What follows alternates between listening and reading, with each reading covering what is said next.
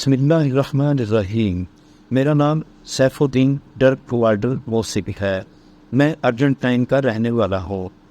میں مسلمان کیوں ہوا، اس کی آج کے سامنے آج مختصر کی داستان بیان کرتا ہوں۔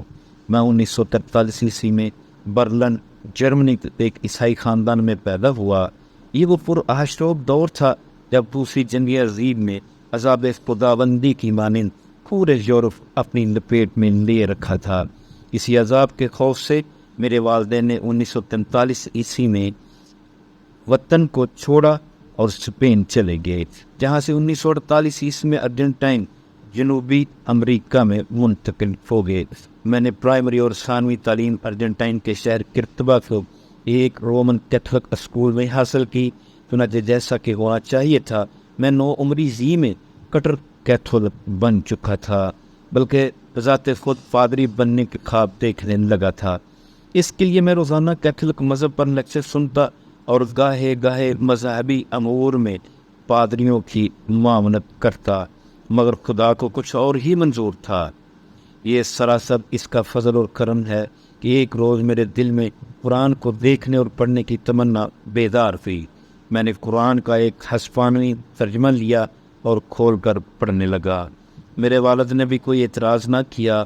ان کا خیال تھا کہ قرآن کا مطالعہ میرے مذہبی عقائد کو مزید پختہ کر دے گا، لیکن انہیں اور خود مجھے بھی کوئی خبر نہ تھی کہ آئندہ تھوڑی دیر میں کیا انقلاب آنے والا ہے اور اللہ تعالیٰ نے میرے بارے میں کیا فیصلہ کر لیا ہے۔ یوں سمجھیے کہ جب میں نے قرآن کو کھولا تھا تو ایک متعصب عیسائی تھا، مگر اس کے مطالعہ مکمل ہونے تک میں اسلام کی آغوش میں جا چکا تھا۔ اس میں کوئی شبہ نہیں کہ قرآن پاک کا مطالعہ کرنے سے قبل اسلام کے بارے میں میری رائے ہرگز اچھی نہ تھی۔ میں نے اس کتاب کو ہاتھ میں لیا تو تجسس غالب تھا، اور کھولا تو دل و دماغ پر نفرت و حقارت کے جذبات مسلط تھے۔ ارادہ محض یہ تھا کہ اس کے موضوعات کی خوفناک غلطیوں، مضحکہ خیز تضادات، بے بنیاد اوہام اور کفریات کی نشاندہی کروں۔ جیسا کہ عرض کر چکا ہوں، میں مذہب کے معاملے میں خاصا متصب ہو چکا تھا، لیکن ابھی نوجوان تھا، اس لیے تعصب کا رنگ پختہ ہو کر بغض اور عناد کی صورت اختیار نہ کر سکا تھا۔ چنانچہ میں نے ابتدا ہی سے اس کا مطالعہ شروع کیا تو طبیعت پر ہچکچاہٹ کا عالم طاری تھا۔ تھوڑی ہی دیر میں یہ کیفیت اشتیاق کی صورت اختیار کر گئی اور آخر میں یہ حالت شدید پیاس کی شکل میں سامنے آ گئی۔ یوں لگتا تھا کہ اگر طاقت کا چشمہ صافی نہ ملا تو میری جان نکل جائے گی۔ پھر اللہ جل جلالہ نے مجھ پر خاص کرم فرمایا اور جلد ہی وہ لمحہ آیا جب اس نے خود میری رہنمائی فرمائی۔ میں توہم پرستی سے حقیقت کی دنیا میں، جھوٹ سے سچ کی حالت میں، گٹا ٹوپ اندھیروں سے روشن اجالوں یعنی عیسائیت سے اسلام کی آغوش میں آ گیا۔ میں نے قرآن پاک کے مقدس و مطہر اوراق میں اپنے مسائل کا حل پا لیا۔ میری ساری روحانی حاجتوں کی تسکین ہو گئی اور میرے سارے شکوک و شبہات ہوا میں تحلیل ہو کر یقین کی صورت اختیار کر گئے۔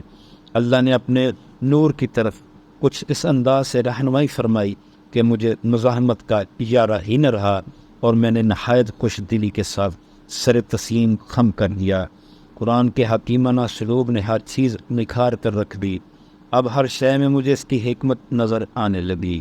میں نے اپنے آپ کو پہچان لیا، کائنات کی حقیقت سمجھ میں آنے لگی اور اس کے خالق و مالک کی حیثیت متعین ہو کر سامنے آ گئی۔ قرآن نے مجھے اس امر سے آگاہی بخشی کہ میں اب تک گمراہیوں میں بھٹک رہا تھا۔ یہ سوچ کر مجھے بے حد دکھ ہوا کہ مذہب کے نام پر اب تک مجھے دھوکہ دیا جا رہا تھا اور میرے محبوب اساتذہ کے الفاظ سفید جھوٹ سے زیادہ کوئی حیثیت نہیں رکھتے تھے۔ میرے خیالات و تصورات کی دنیا ایک آن میں تہ و بالا ہو گئی، جس پر میں نے تائید ایزدی سے نئی خوبصورت عمارت کھڑی کر لی۔ مجھے اس بات نے لافانی مسرتوں سے ہمکنار کیا کہ بالآخر میں نے اپنے مالک حقیقی کو پہچان لیا ہے۔ میرا دل محبت اور احسان مندی کے جذبات سے بھر گیا۔ میں کسی طرح بھی اس کے فضل و کرم کا شکریہ ادا نہیں کر سکتا۔ اگر اس کی رہنمائی شامل حال نہ ہوتی تو میں ساری عمر جہالت و حماقت کے اندھیروں میں ٹھوکریں کھاتا رہتا۔ بہرحال جو ہی میں اسلام کی حقانیت سے آگاہ ہوا، خوشی اور ولادت کے بے پایاں احساس کے ساتھ میں اپنے والدین، اساتذہ، ہم مکتب ساتھیوں، عزیزوں اور واقف کاروں کی طرف بھاگ کھڑا ہوا اور باری باری انہیں اس نعمت عظمیٰ سے آگاہ کیا جو اللہ نے مجھے عطا کی تھی۔ میری خواہش تھی کہ یہ لوگ بھی جہالت و تعصب سے چھٹکارا پا کر اس روشنی کو اپنے سینوں میں بھر لیں جس سے محروم رہ کر یہ لوگ ہمیشہ خسارے میں رہیں گے، اور جس سے دور رہ کر یہ کبھی سچی مصیبتوں سے ہمقرار نہیں ہو سکیں گے۔ مگر میں نے دیکھا کہ میرے اور ان لوگوں کے درمیان بہت اونچی اور موٹی دیواریں حائل ہو گئی ہیں۔ یہ تنگ نظری اور کور باطنی کے ایک ایسے قلعے میں بند ہیں جہاں تک میری کوئی آواز نہیں پہنچتی۔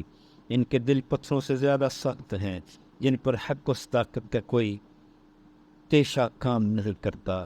انہوں نے میری باتوں کے جواب میں شدید نفرت و بیزاری کا اظہار کیا، مجھے ذہنی اذیت دینے میں کوئی دقیقہ نہ چھوڑا اور معاشرے میں میرا اٹھنا بیٹھنا دوبر کر دیا۔ ان کی غیر معمولی مخالفانہ روش سے میں نے یہی نتیجہ اخذ کیا کہ ہدایت صرف اللہ ہی کے ہاتھ میں ہے۔ اسی لیے میرا دل ہر وقت اس اسخان کے سامنے جھکا رہتا ہے جس نے اپنے فضل خاص سے مجھے اپنے دین کامل اسلام کے حصار میں پناہ دی۔ آخر میں یہ عرض کرتا چلوں کہ معلومات کی خاطر میں نے دوسرے مذاہب کی کتابوں کا مطالعہ کیا ہے اور ہر اعتبار سے اسلامی کو مکمل اور قابل عمل ضابطہ حیات پایا ہے۔ اسلام کے سامنے دوسرے مذاہب کی مثال وہی ہے جو سورج کے سامنے ماچس کی تیلی کی ہوتی ہے۔ میں پورا یقین رکھتا ہوں کہ جو شخص بھی قرآن کو سمجھ کر پڑھے گا وہ انشاءاللہ اسلام قبول کر لے گا، بشرطے کہ اس نے ذہن کو حق شناسی کے لیے بالکل بند نہ کر لیا ہو۔ سلامت اعتبار رکھنے والا غیر متعصب شخص قرآن کو پڑھ کر بے دینی کے اندھیروں میں رہ سکتا نہیں۔